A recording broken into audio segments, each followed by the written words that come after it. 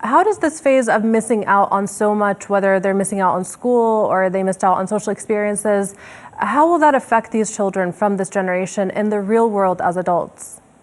Well, we hope that there's not lasting damage done, but the reality is does increase challenges for young people when they've missed out on a year or two of their education. So we know that, young people who are doing exams and studying at a later stage in their school career suffered because they missed out on education during the COVID pandemic. So it doesn't necessarily have to mean that there's long-term damage done, but children and young people develop, and to some extent that period of time their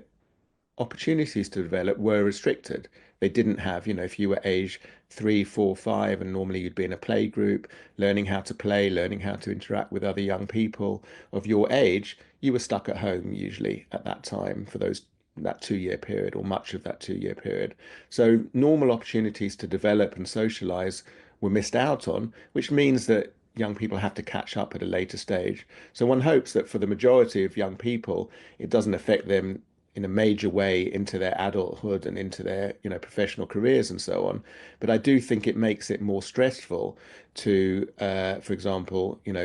study at the age of 11, 12, 13 when you've missed out on school at the age of 5 or 6. So, there have been significant impacts, but we also don't want to be too pessimistic and think that it's, caused definite long-term damage, because I don't think we can say that for sure.